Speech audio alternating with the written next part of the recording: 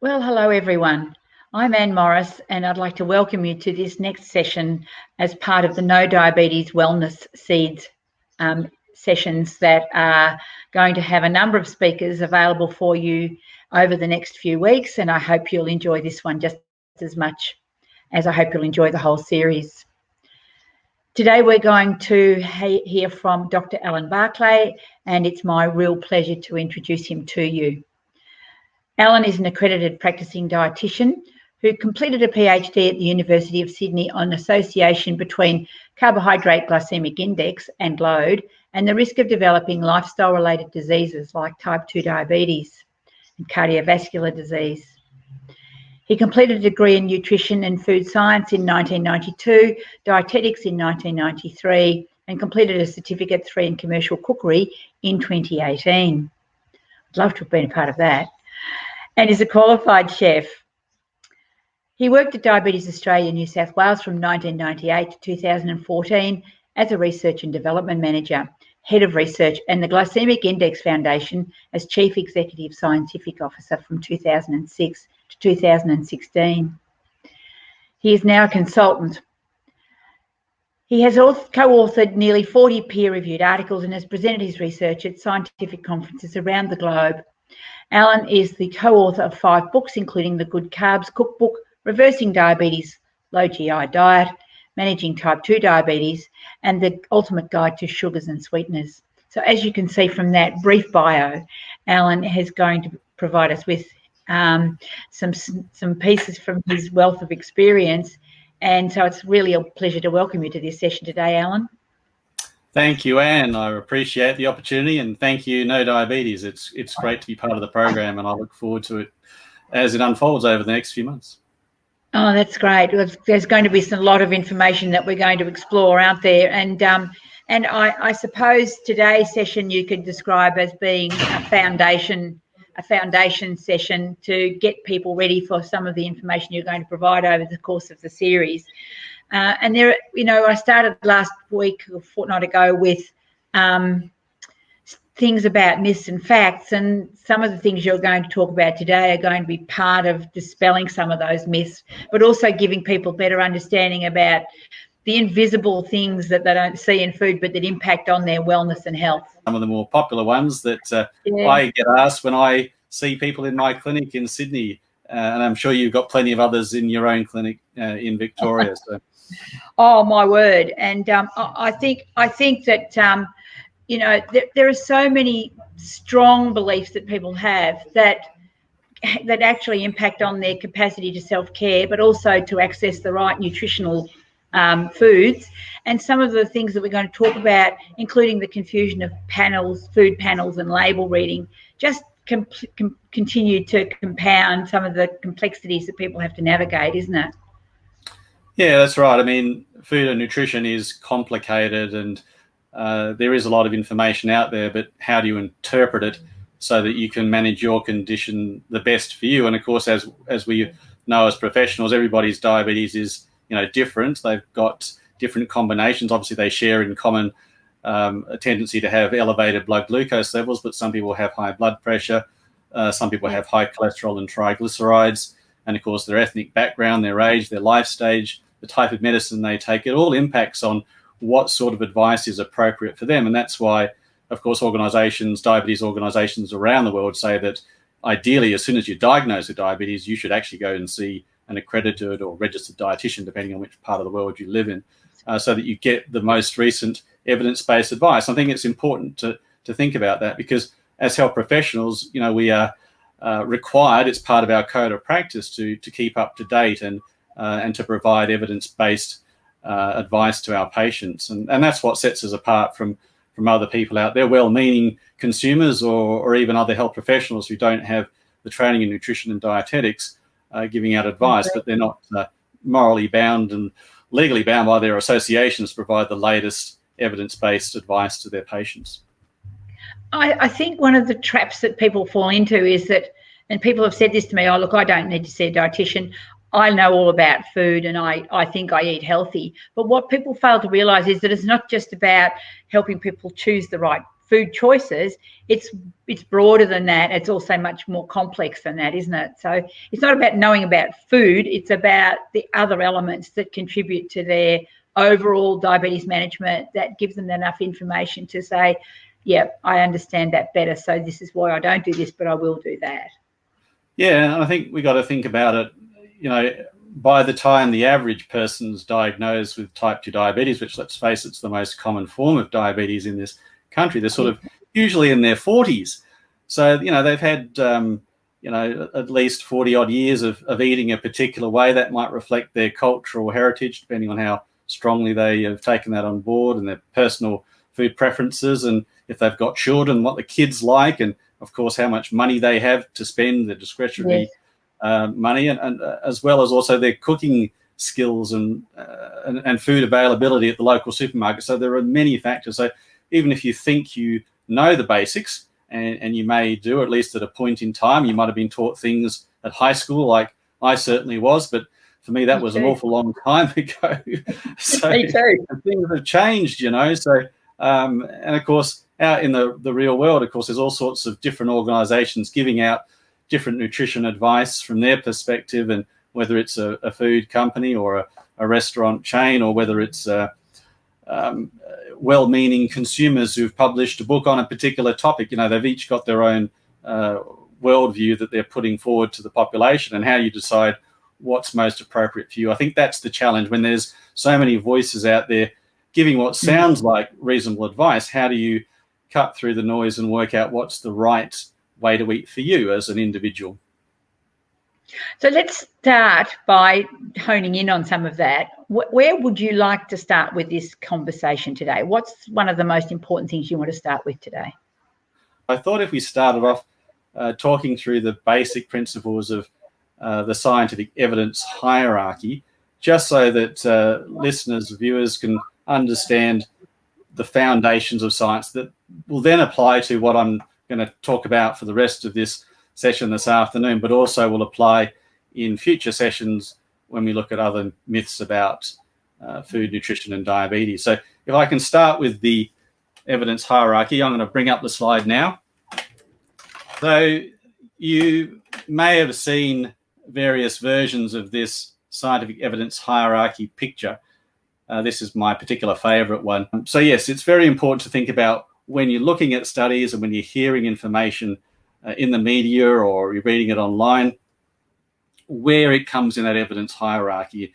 Is it from the peak? Is it the systematic review of randomized controlled trials? Or is it an animal study? And by thinking about that, you can think, well, should I actually change my diet or lifestyle? Should I worry about the results, or should I just sort of make a mental note and think that's very interesting? Maybe discuss it with your health professional next time you see them, but definitely not act upon it. So yes, so putting that all together, I think we can perhaps move on to the next side of things. So I was thinking, and maybe it's good to talk about carbohydrates in general and then sugars before we start talking about artificial sweeteners, because of course the reason that people use artificial sweeteners is generally to replace sugars, right? Yes, absolutely. And you know, there's a lot of, well, we're going to talk about this again through the series, but there's so many people who are advised by their friends and well-meaning other individuals that suggest that, oh no, you've just got diabetes, so you can't have any carbohydrates, stay away from bread, do this, do that. And people get so much information, they get bombarded with good intentions, but I think this is a great opportunity to clarify exactly this, because it is such an important part of nutrition, carbohydrates. So important. We wouldn't be where we are. And I think, you know, the advice you get from family and friends sort of sits on that bottom level of the evidence hierarchy, maybe below that. It's not exactly expert opinion, I suspect, in most cases, though it could be a testimonial. But it's just important to put it into context when thinking about how important is that advice from that family member or friend or well-meaning colleague or what have you, and what does it really mean? But yeah, so if we move on to carbohydrates. So first and foremost, and this is a cause of much frustration to me, but I think a lot of the time I hear and read that people say sugars and carbohydrates, but they don't realize that sugars are in fact a kind of carbohydrate. And the other one you talked about, invisible things. The other most common form of carbohydrate in foods is actually starch, which is a polysaccharide. You can see there on the table that I put up on this slide. So the two most common carbohydrates in foods are sugars and starches. But there's another kind in between, oligosaccharides, which are not as long in length as the starches, but not as short as the sugars. And they're becoming increasingly common in foods as well, the maltodextrins. And they're things like rice malt syrups and other sugar alternatives that have been put forth by well-meaning individuals who don't really understand that they're actually not that much different from the sugars that they're replacing. But anyway, in the spirit of what we're talking about this afternoon, I'll go into some of those other things in another talk in a few weeks' time. But so we're obviously talking about sugars this afternoon and replacing those sugars. So the two most common kinds of sugars are the monosaccharides, which is glucose, the sugar in our blood, fructose, generally found in fruit, and galactose, the sugar in milk. And then there's the disaccharides, sucrose, which is the most common form of added sugar in Australia, comes from sugarcane in this country. Lactose is the disaccharide in milk that's made out of galactose and glucose. Maltose is very common in grain sort of products. You'd find it in something like Milo, for example. Trehalulose is actually in honey, believe it or not. It's fairly uncommon, but it is in honey.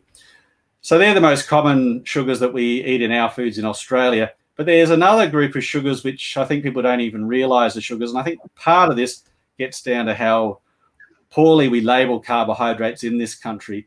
In North America, for example, polyols would be listed underneath total carbohydrates along with sugars, but unfortunately not in Australia. So they're a little bit invisible in our foods. And they're in a lot of foods that are touted as sugar-free, which is interesting. So they provide a bit of bulk and texture, as I'll get into a bit later, but they're generally not as sweet as sugars, and therefore they're usually mixed with intense sweetness, which is one of the reasons why I wanted to include them in the discussion this afternoon. So, and if you look on the ingredient list, so all packaged foods in Australia have to have ingredient lists. You'll see words like sorbitol, mannitol, lactitol, xylitol, erythritol, isomalt, and maltitol. So in general, the common between those is the ol suffix, which of course represents the fact that it's a sugar alcohol. And I'll get back to those a bit later in the discussion.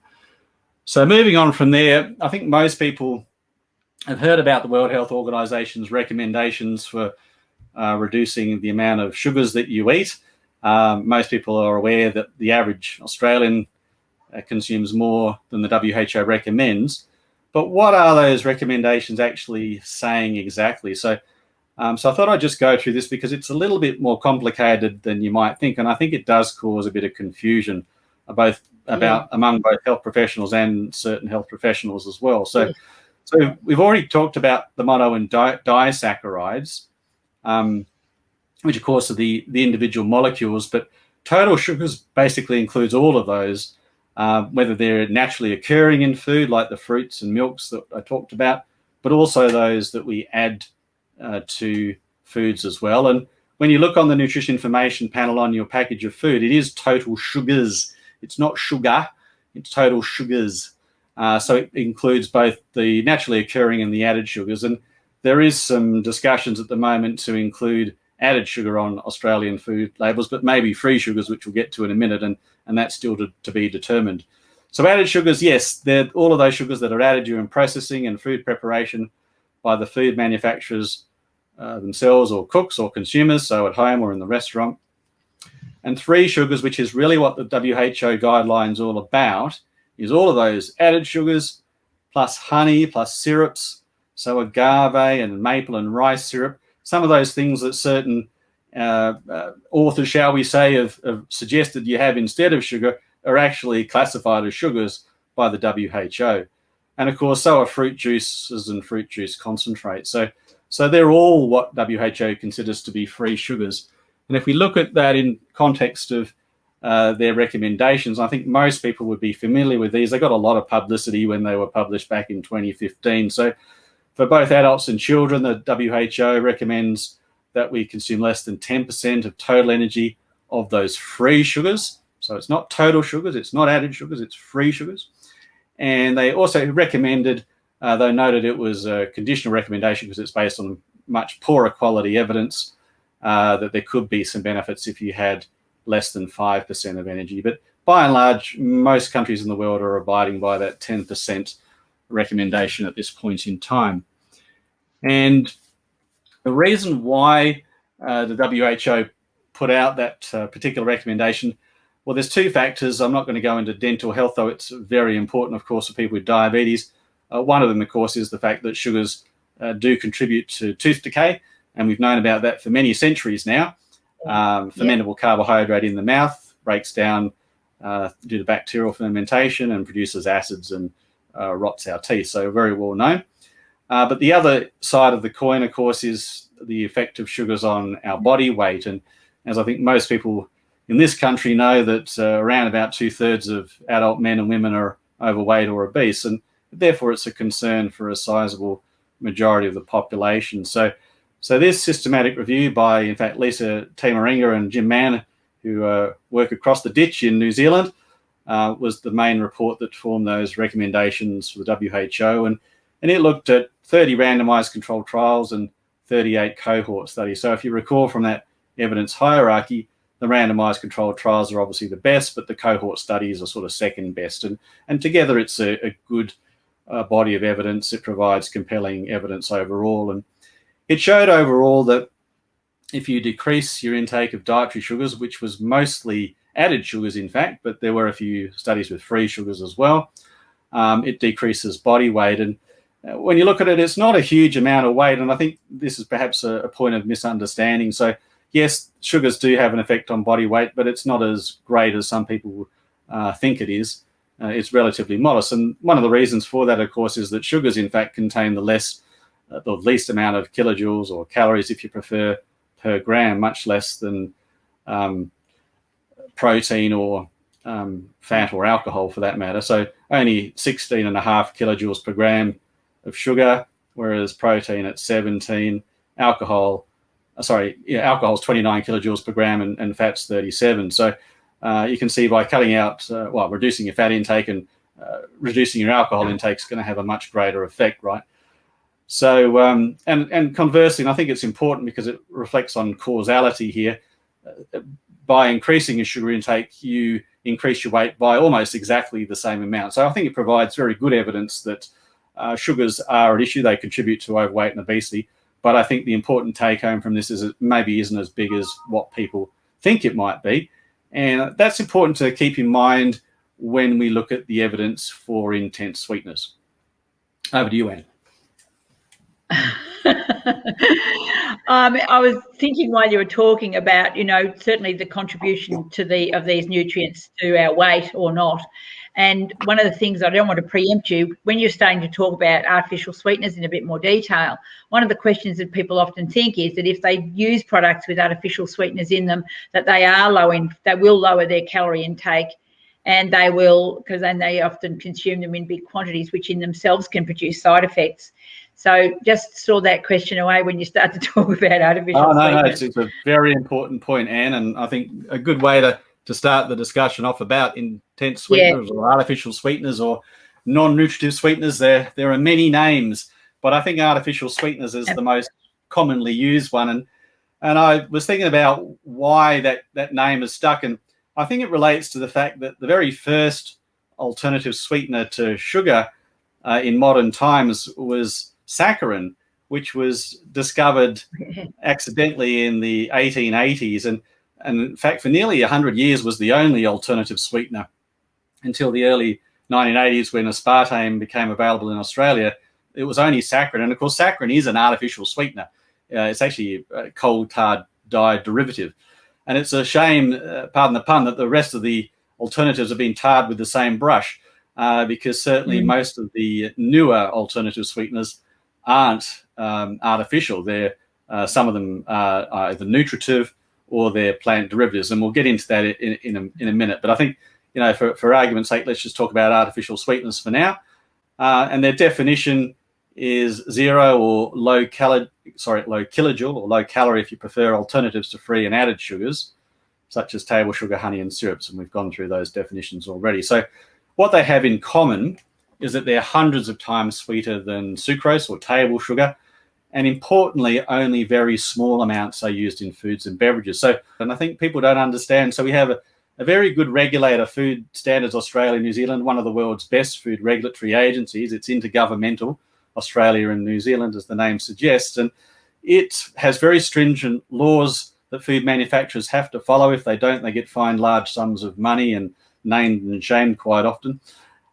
So, you know, a good example is your diet soft drink. It has very, very small, you know, gram amounts of or milligram amounts, depending on the sweetener of these intense sweeteners in an entire, you know, 2 or 3 or 4 litre bottles, whatever they sell these days. And so, you know, what you're getting is a very, very small amount, because those sweeteners are so sweet, you don't need to have very much. So I think it's important to keep that in mind. Yeah. Now, when you buy them in the supermarket, you'll see labels like low calorie or low kilojoule or non-caloric or non-nutritive or no sugar or diet. They're all the sorts of indicators that are sort of market speak for a food that contains an artificial sweetener or an intense sweetener.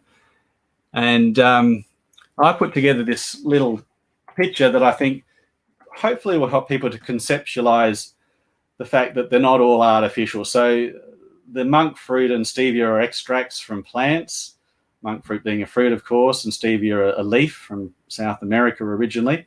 So they're extracts, plant extracts. Aspartame sort of in the middle. It's a dipeptide, aspartic acid and phenylalanine joined together, but it is digestible in the human body. It's broken down in the tummy and small intestine and absorbed as those separate amino acids. So it is still natural to some extent, even though it's put together in a plant, manufacturing plant, that is.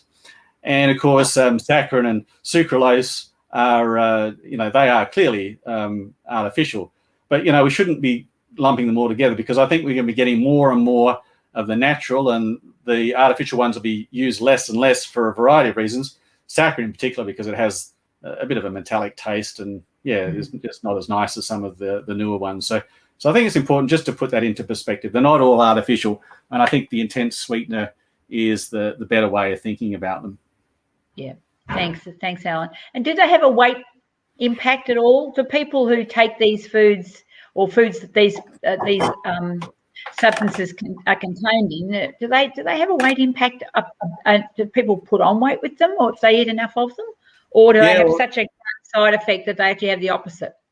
Yeah, I mean, and that's, as I'm sure you would too, I get asked that all the time, particularly from patients that I see in my clinic, but you know, even in discussions, if you go out with, you know, friends, family, in pubs, whatever, restaurants, you get asked that question all the time. And maybe it's an occupational hazard for a dietitian, but I think it shows that you know, it's on people's minds, because there's so much information out there.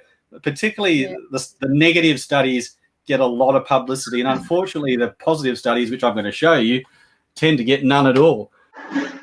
So before we talk about that evidence about the weight, I thought it would be important to talk about the acceptable daily intake. And the acceptable daily intake for humans is considered to be a level of intake of a particular substance. Obviously, in our case, it's an additive, an intense sweetener.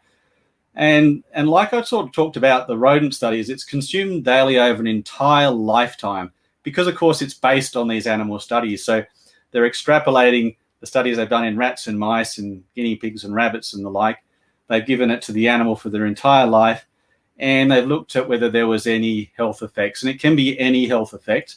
It doesn't matter. It's no observable adverse effect. It doesn't matter whether it's effect on blood glucose or weight or pregnancy, whatever, any kind of adverse effect in the animal model is used as that no observable adverse effect level. And then we add a safety factor, because there are many unknowns. We're extrapolating from animals to humans, and that factor's typically 100. So whatever dose the animal could handle, you divide that by 100, and that's the upper limit that's allowed for humans. So that there's a really big buffer between what the animal got and the adverse effects that it's experienced and what's actually allowed in the food supply that humans consume, of course. Over the past decade, there's been quite a large number of systematic reviews and meta-analyses that have looked, some have looked at just the observational, the cohort studies, Others have looked at the randomized controlled trials, and some, like this one, which was one of the first back in 2014, looked at both. So 15 randomized controlled trials, children and adults. A large number of them were aspartame, because back, originally, as I said before, aspartame was the most common sweetener, at least in the 80s and 90s, when a lot of these studies were done. And they were consumed instead of added sugar in studies from 3 weeks up to 78 weeks. So, so getting on for 2 years. So quite long for a randomized controlled trial, I might add. So short duration for randomized controlled trials, around about 6, maybe 12 months, medium 12 to 24 months, and long-term 24 months and over. So relatively long-term for randomized controlled trials. And you can see here, and I've highlighted it because I referenced it with respect to sugars. Yes, it does lead to an average decrease in body weight. It's not very big. It's 0.8 of a kilogram. Right. But of course, if you recall, that's exactly the same amount that the sugars study showed added or free sugars cause people to gain weight. So in fact, this is sort of hand in glove, backing up the evidence from the fact that sugars contribute to weight gain, that having intense sweeteners instead of sugars leads to equivalent losses in body weight. So I think this really adds to the strength of the evidence, even though it might not seem like large amounts. It is nevertheless the same as what you're seeing when you consume large amounts of sugar. So it's actually clinically significant, and really adds to the strength of the overall body of evidence. So this is level 1 evidence. And of course, not just kilograms, but it's body mass index and also fat mass. So you're losing body weight, but you're actually losing a little bit more fat, which is probably what most people want to lose. I've never had a person come to me that I can think of that wants to lose muscle or water or glycogen. It's usually fat. So, that's an important point. And of course, likewise, waist circumference, particularly with relation to diabetes, where a high waist circumference, particularly waist to height ratio, is associated with increased risk of diabetes and its complications. So really, substituting intense sweeteners for added sugar is quite clearly beneficial. But then if you look at the cohort studies, so, these are lower down the list, but this is where a lot of the negative noise that you hear in the media and perhaps amongst friends and family and the like. If you look at the cohort studies, there is a very, very weak, so it's 0.03 kilograms per meter squared of BMI, certainly clinically not important, but nevertheless an association between intense sweetener use and body weight in these prospective cohort studies. But I think the likely explanation for this is that people are gaining weight, and of course we're not stupid, so we think, well, what can we do to stop ourselves from gaining weight? I know I'll have diet soft drink instead of the regular soft drink that I'm eating. But of course, because sugars are not contributing a huge amount to weight gain, the people who still continue to lose weight, maybe at a slower rate, but they nevertheless continue to gain weight. So they do end up putting on weight over that period despite using the intense sweeteners. So I think, that's the logical explanation for this. And if we move on, so a more recent one after that, so 2 years later, another systematic literature review. This time it looked at animals and humans. And in particular, I wanted to single out, it looked at, which the other one didn't, with a few other factors. So this one showed, and you can see, well, you might recall the previous one showed that it was in 9 prospective cohort studies back in 2014. By 2016, we've got 3 more. We're up to 12. And at this point in time, there is no association, at least there's not a clinically significant one, and it's not statistically significant either. So within a few years, with a few more prospective cohort studies thrown in, that slightly positive association has disappeared completely. And if we jump forward again to the most recent one, published in 2019, and you can see much, much larger number of studies overall. And in particular, I wanted to single out, they looked at energy intake in this one. And in fact, they found that if you substituted intense sweeteners for added sugars, in the randomized controlled trials that were included, you could actually decrease your energy intake by around about 1,000 kilojoules a day, which is a lot. That is a highly clinically significant decrease. So, and likewise, they showed a decrease in body mass index, so more than the earlier studies, and this was in both adults and children. So I think in what it's showing is as our body of evidence grows, the evidence for using intense sweeteners instead of added sugars is growing, and it is quite clear that in the highest quality studies, by using them, you will lose a modest amount of weight, but that's in line with what you would when you cut out added sugars anyway. So really, the evidence is strong that using intense sweeteners instead of added sugars will help you to lose weight. Yeah, because it opens up a whole lot of other questions, doesn't it, about just using one strategy instead of a multifactorial range of strategies. And we're going to talk about that, I know. But, of course, I suppose fat is one of ours. People want their cheese and their wine and their other high alcohol thing, high calorie things. Yeah. So they can it's almost like there's an element of there's a partial active attempt to change what's going on, but it's also an element of denial that they really do need to make bigger change, which has to be sustainable for it to be effective in the long term, doesn't it, Alan? That's really an important message. Yeah, absolutely. And I think you've hit on a number of really important things there. The first of all, it's the one ingredient or one nutrient at a time approach, which has been highlighted over at least the most recent decade, focusing on a particular nutrient. So in the 80s and 90s, we focused on fat. Late 90s, the new Atkins diet was published and carbohydrates became the dietary demon again, and then sort of focused much more specifically on sugars in the mid-noughties. And now we're sort of focusing on proteins, believe it or not. It's the vegan versus the carnivore in a lot of the debates. And I think, it highlights the whole fad diet system of focusing on single nutrients or ingredients is a real fallacy. We have to get away from that. By focusing on sugar alone, it's not going to solve other dietary issues that you may have. As you mentioned, drinking too much alcohol is actually a far greater issue. The average Australian gets far more kilojoules from alcoholic beverages than sugar-sweetened beverages in this country. So, by reducing your sugar intake, certainly you'll have an effect and it will be beneficial, but it may not be the complete dietary panacea that you may have thought it would be. And I think we really have to keep that in mind. And we'll be discussing that in much greater detail in a future edition. I look forward to those sessions. I have got a question for you. It was sort of prompted as part of the discussion around sweeteners, and there's some, and I think you did touch on this, but there's some beliefs that artificial sweeteners can cause cancer, and that and that there's a lot of fear around these things. And I think you did touch on that in an earlier slide. Do you want to expand on that a little bit? I can assure you that if there was any compelling evidence, the food regulator for ZANS would either reduce permissions or remove permissions for that additive to be included in the food supply. And it's not just in Australia. Of course, most developed countries have their own food regulatory authority. So there's the FDA in the United States, and there's the European Food Safety Authority in Europe. So,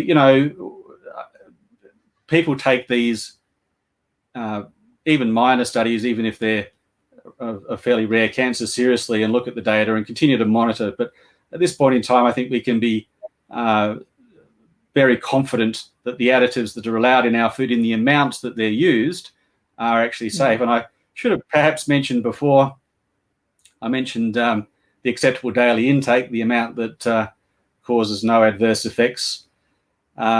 Australians, on average, have less than 10% of the ADI for all of the different intense or artificial sweeteners that are found in our food supply. So we're nowhere near the ADI for any of them. And of course, they're all very different molecules. So they're all going to have different effects. Some of them are digested, others aren't. Some of them are absorbed, others aren't. So, the chances, if you have a normal mixed diet with a variety of different sweeteners, of you getting anywhere near the ADI in this country is pretty much nil. So with that in mind, so people then will say, oh, well, am I better off to have a natural sugar than to have an artificial sweetener? And am I better off to have diabetic chocolate or real chocolate? We're seeing Easter's coming up. It's a very pertinent question. And it's a regular question that people often ask. And sometimes they ask us because they don't want to ask the dietitian because they don't want to ask the wrong questions.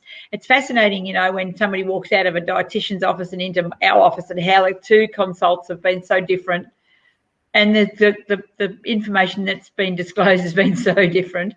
But it's a regular question, isn't it? Particularly with Easter approaching soon. Am I better off to have am I better have to have chocolate with artificial sweetener? I hate calling it diabetic chocolate. It doesn't sit nicely with me. Or ordinary chocolate? Or am I better off to have, and this is a bit of a different question really, because the answers are quite different, I think. Am I better off to have artificial soft drink, flavoured soft drink, depending on what it's been flavoured, sweetened with, or am I better off to have ordinary soft drink? And I think there's no real reason to have ordinary soft drink unless you've got low blood glucose levels. I think, it's close to Easter, and the sugar-free chocolate, of course, is very common, which suggests it's very popular these days. So I guess it's important to think about, with anything, it's the dose that makes the poison, and why are you eating it? So obviously with Easter, it's a religious festivity and a special occasion, and you eat certain special foods for that occasion that you wouldn't normally eat throughout the rest of the year in most cases. So in which case, if you're only having a small amount, then my argument would be, well, probably you're better off having a little bit of the best quality chocolate that you can afford, that tastes the greatest and has the best mouthfeel, and enjoy it because it's a special occasion and it's a special occasion food. But if you're someone that eats a lot of chocolate for whatever reason, then certainly some of the intensely sweetened varieties are going to provide less kilojoules.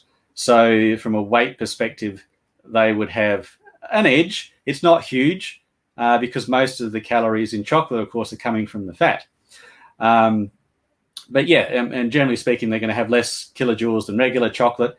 And of course, as we'll get onto in a minute, they're not going to affect blood glucose levels as much. Not to say that chocolate raises blood glucose humongously high, because the fat dampens the rate of the digestion and absorption of the sugars into the blood. But all the same, the intense sweeteners are going to have a much lower effect on blood glucose levels as well. So I think there is a case for intensely sweetened chocolate, but for something like Easter, I'd be inclined to have the real thing. But if I'm somebody that really likes chocolate and I have it all of the time, then maybe the intensely sweetened one is a better compromise. And getting on to your soft drink question, and that's probably the one I get the most, because it's not so much a special occasion food. Well, I guess it is. I mean, it's a party food and is when you go out. But some people do have soft drink daily, unfortunately. I would argue that it is a special occasion food, even if it is the diet or no sugar variety. They're certainly better from a blood glucose and weight perspective. I'll show you the blood glucose data in a minute. And certainly from a weight perspective, you're going to save yourself a lot of calories or kilojoules by drinking diet soft drink or sugar-free soft drink instead of having the regular soft drinks. And if you're a big drinker, then you're going to see obviously some substantial reductions in kilojoules and therefore weight. So if you drink it daily, definitely diet soft drink's the way to go. If you only have it on special occasions, and and I think it's very important, particularly in New South Wales and Victoria, where we have a very multicultural population, a lot of people who are of the Muslim faith or other religious groups who don't drink alcoholic beverages.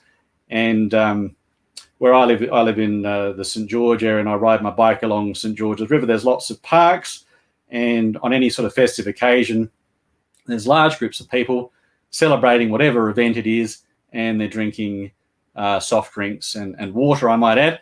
But of course, they're not drinking beer or other alcoholic beverages because their religion doesn't condone or even allow drinking alcoholic beverages. So in those circumstances, of course, as we'll get to in a future edition of this facts and fallacies. The regular soft drink for a special occasion is better than an alcoholic drink for certain people under certain circumstances. But the better option would always be the intensely sweetened variety, because it's going to have less calories and obviously less carbohydrate in the form of sugar, so it won't affect blood glucose levels. So I hope that answers your question. It's sort of, it's not cut and dry. It's horses for courses. No. It depends on your background. But it's such a commonly asked question, and we're running out of time actually. But it's been absolutely marvellous. But do these substances impact? Do they raise blood glucose? These artificial sweeteners at all? Yes, so I'm glad you asked that question, and I was hoping finally got to it. I was ahead of the list. Yeah, hopefully we have enough time to go over it. So look, a very important question, I think, and one that people with diabetes really need to know. So luckily there is a very recent systematic review and meta-analysis of the randomized controlled trials, those gold standard studies that we have. It includes 741 people, which is a lot for randomized controlled trials. It might not sound like a lot, but it is a lot of people for this kind of study. And they were normal weight, either normal weight, overweight, or obese, and a good range of ages from 9 years of age to 69 years of age. So a good realistic population range. And also it included some people with diabetes, in fact, 69 people with diabetes, and also those that didn't have diabetes. And it included all of the more common sweeteners at this point in time, so aspartame, saccharin, stevia, and sucralose. So, a very representative study, so a really good one to make some general recommendations. So, and in fact, it found, and I think most people will be relieved to hear this, that it did not increase blood glucose levels. So consuming those intense sweeteners instead of added sugars did not increase blood glucose levels. And in fact, they declined. And that's what you'd expect if you have something that doesn't contain carbohydrate instead of sugar, which of course is pure carbohydrate.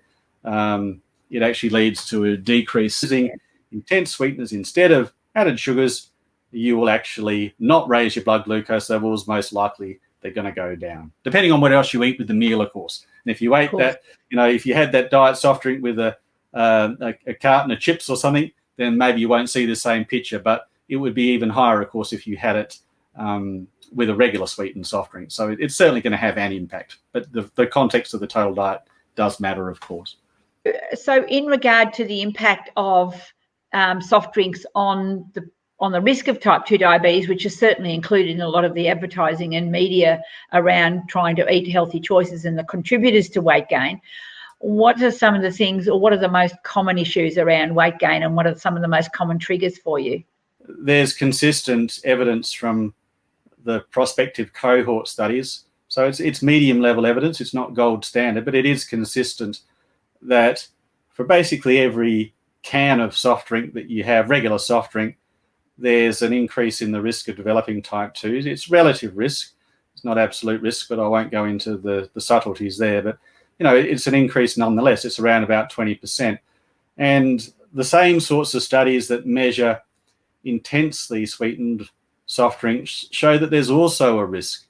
And I think that causes a lot of confusion for people. So, it begs the question, well, should I be having the diet soft drink or the no sugar soft drink instead of the sugar sweetened variety? So I think it's important to sort of pick this apart. And I think the two most important things, it's an observational study or a prospective cohort study. So it's just showing an association. It doesn't prove causality. I think with respect to diet soft drinks, you've got to remember the sorts of foods that we tend to have them with. So, you go out to your typical fast food restaurant, it may be fried chicken, or it could be a pie or a sausage roll. It doesn't have to be a hamburger, but a lot of them now are actually defaulting to a diet soft drink, which is a good thing because it certainly reduces the calories and the amount of carbohydrate. But nevertheless, those meals are still usually very high in calories and often very high in refined carbohydrates. In this case, a very highly refined white fluffy bread and a French fry, which has a very high glycemic index.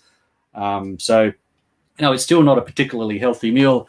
And then we mustn't forget a very popular habit in Australia is to mix our spirits with soft drinks. And of course, they're often diet soft drinks. And people probably aren't aware because unfortunately, we don't label the kilojoule or calorie content of alcoholic beverages on their labels. And that's something, again, that a group of people are lobbying to have, because you just don't realize how many calories, you know, a typical bottle of wine could have 2,000 kilojoules in it.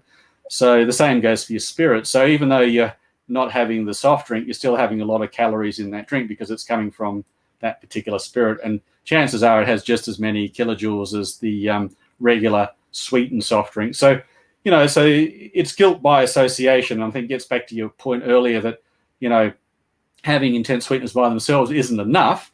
You've got to think about the overall diet that you're eating. And, you know, in simple things like, you know, sugar in your tea or coffee, where you can have, you know, put in a sachet of an alternative easy, that's great. You're going to save calories and carbohydrate there. And if you have it in your soft drink, that's great. But if the rest of your diet's not great, then it probably isn't going to make a huge difference. And I think that's the problem. So it gets back to that whole one nutrient at a time approach that is very popular in the media and in popular books, but the reality is it just doesn't work. You've got to look at the whole diet. Polyols are one of the other sort of hidden ingredients. So they're not listed in nutrition information panels very often in Australian foods or beverages because it's not legally required. And the names in the ingredient list, I think, are not very familiar to most people, but you can pick them out by that ol suffix. So they are a form of sugar. They're found naturally in a range of fruits and veggies and also other plants as well. So they are all natural. And importantly, they add bulk and texture to food. So that's important when you take out the added sugars from, you know, a lot of foods. They need bulking up and they need some texture added. And the intense sweeteners don't provide that. So you need to stick something else in. Some companies are putting in maltodextrins and starches, which I'd argue is not a good thing either, because they affect both blood glucose levels and weight, obviously. So sugar alcohols or polyols are actually a better alternative. But they're not as sweet as regular table sugar or sucrose.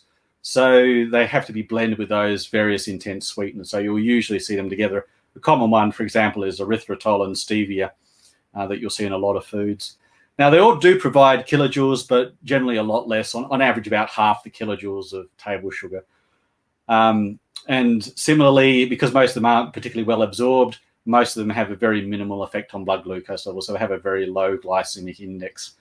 And partly the reason why is because most of them are very poorly absorbed in the gut. So if you have large amounts, like I mentioned with fructose, if you have large amounts, they can cause wind, bloating or diarrhea, particularly if you're a small or young person. And there are actually warning labels on the labels of foods that tell people that if you have too much of this, so if you had that whole bag of sugar-free lollies, you might end up getting a bad bout of diarrhea. So you probably won't do it again. But you know, no. Beware. They're free, so they're free. You know, they're free. Yeah, right. There's nothing in it, so that's it. So you've got to read the fine print. There's no such thing as a free lunch. No, that's exactly right. Maybe I can tuck in a very quick summary and conclusion. So both intense sweeteners or artificial sweeteners, if you prefer, and sugar alcohols are safe. Food Standards Australia, New Zealand monitor the safety data constantly, and they are also effective replacements for free sugars. There's no doubt about it. There's gold standard evidence that if you use them instead of free sugars, you're going to cut your carbohydrate intake down, you're going to reduce your body weight, and you're not going to adversely affect your blood glucose levels. Well, Alan, it's been a really fascinating topic to explore the myths about artificial sweeteners and some of the things that, and really sort of talk through some of the many questions that people often ask both of us, but especially you and other dietitians, and they come away from those consultations and they still get input from members of the community and their families that continue to confuse and challenge what they've been told by somebody who really doesn't know what they're talking about. And so it's been a really good opportunity to dispel some of these myths today, and thanks very much for your time. You can also book an appointment online with Alan through No Diabetes if you wish to have a session with him to individualise some information that may be suitable for you. So thank you for joining us for this session today, and I hope that you will you'll join us for future sessions. And now we'll have some questions. Certainly. Okay, so bear with me while I go to the questions. The first one is, Is it misinformation that artificial sweeteners message to the brain which prepares organs to process sugars and you crave more? What a great question. Look, it's not so much that it's misinformation. I think it's important to understand where that evidence comes from and how relevant it is to people in free living populations consuming realistic amounts of any particular intense sweetener. So, you know, most of the evidence around that comes from animal studies, in particular rodent studies. They're usually given a particular intense sweetener in pure form, and usually in amounts greater than the acceptable daily intake. Now, humans don't consume intense sweeteners in pure form. They're always diluted. In fact, the food standards do not allow people to have sweeteners in an intensity greater than the sugar that they're replacing. So there's actually a specific food standard in Australia and New Zealand that prevents making intensely sweet products. So very different from what the animal gets. And then we have a variety of sweeteners. They're all very different molecules put in different foods and drinks.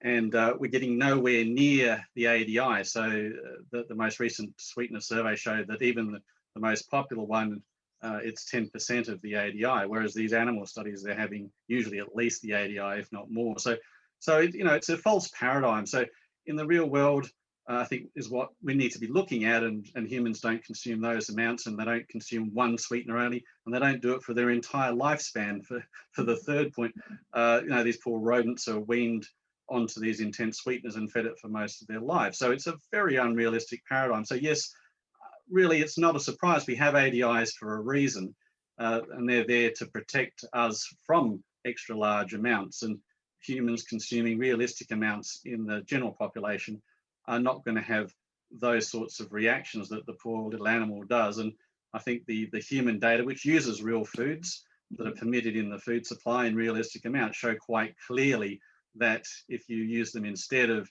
added sugars, you will lose weight. And I think let's not throw the baby out with the bathwater. Those studies are interesting, and I think they warrant further research, but it needs to be done in humans consuming realistic amounts of a variety of sweeteners rather than a high dose of a single sweetener. It really is, it's misleading more than misinformation, I think, and part of the misunderstanding that people have of the scientific process in general. There's another great question. Lactulose is a non-absorbable sugar which is used for the treatment of hepatic encephalopathy. Would you please comment on its effects on blood glucose? Yes, so lactulose isn't something that's commonly found in the food supply. It is more or less a pharmaceutical, if you like. It's not commonly found in foods and drinks that we'll find in our general supermarkets or other stores. It isn't absorbed, and of course, I may not have really got to the guts of it, but if it's not absorbed into the small intestine, it's not going to raise blood glucose levels. It's as simple as that. So that's why most of those polyols have a very low glycemic index, because they're not absorbed. That's why they cause the wind, bloating and diarrhea if you have too much. And of course, if it's not absorbed into the blood, it's not going to affect blood glucose levels. It's as simple as that. Great. Thank you for that. We have another question. Last week, following a review of the Australians' health star rating system, fruit juice will have a lower rank than Diet Cola. What is your position on this, considering fruit juice, also high in sugar, has a lot more nutrients than soft drinks? Yes, I am well aware of that decision, which, of course, ultimately became very political, and it's a shame. I think the original health star rating system was relatively objective and evidence-based, and you know, the 5-year review introduced, I think, politics far more into the discussion and debate than I would have liked, and this became a huge political football between various ministers and everything else. And you know, I can see both sides of the argument. In fact, you know, they've also downrated artificially or intensely sweetened beverages as well. Because what people probably don't know is that water doesn't rate too highly in the health star rating system either, and it's given 5 stars because everybody should be drinking water. So you know, it's become rather arbitrary, and I think it's a great shame. It will detract from the trust in the system. And And of course, Mm. the reality is it's actually a voluntary system. So what's going to happen?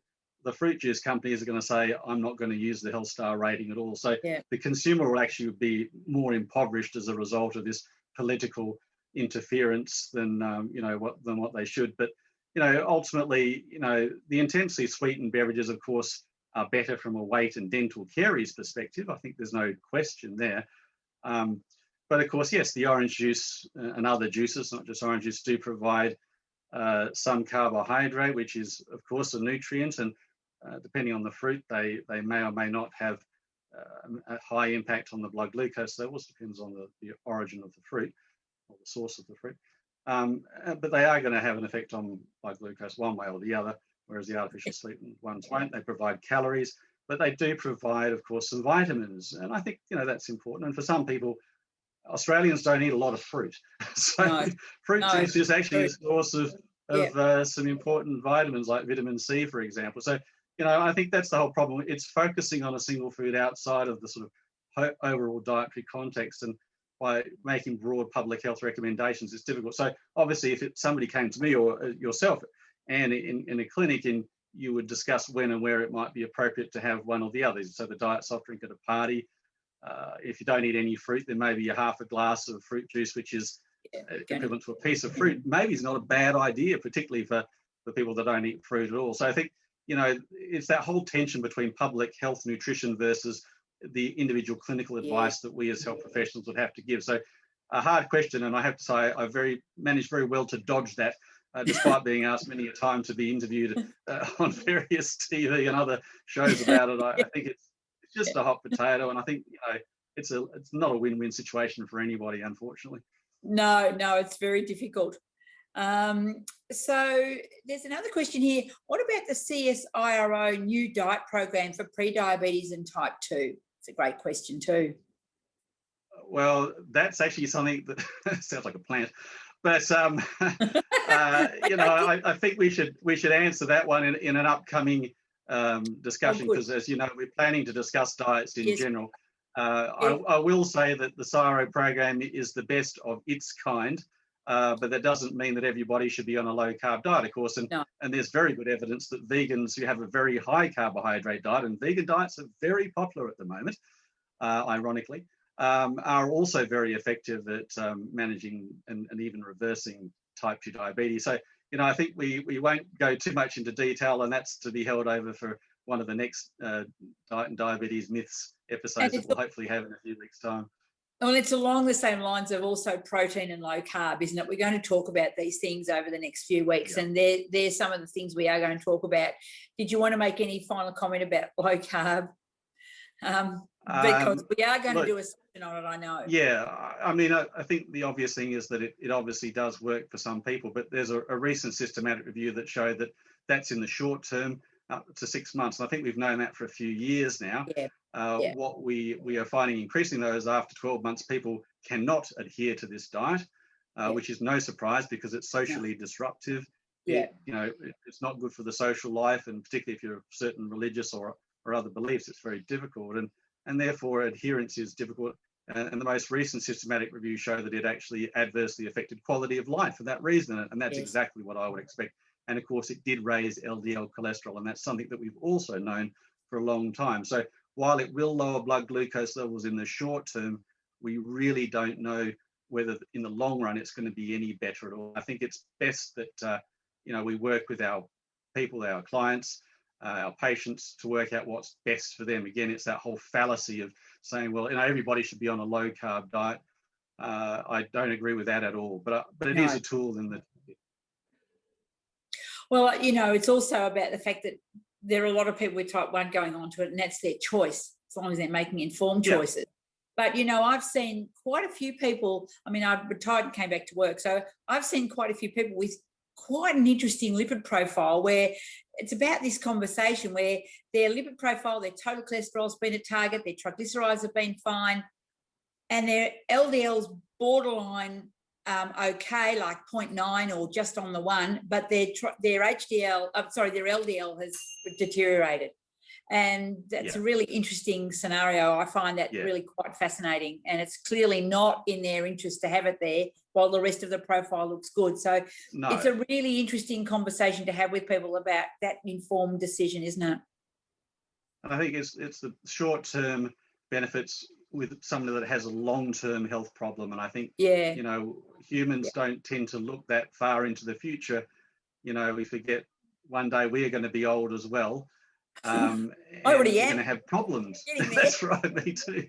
So, you know, you're going to have problems no matter who you are. So you do have to think about the future. You know, most of us have children and other loved ones that we want to be around for, and you know, a short-term gain and focusing on one parameter. Blood glucose is just one parameter. It is not the measure of your overall health. So I think it's part of that whole one nutrient at a time paradigm, which we've got to stop doing. We've got to break free from that focusing on a single either nutrient or ingredient, or in this case blood glucose, a single measure of your health. There are many measures of health, and well-being and life enjoyment and etc. are other things that are very important to be looking at as well, as I'm sure you're aware of.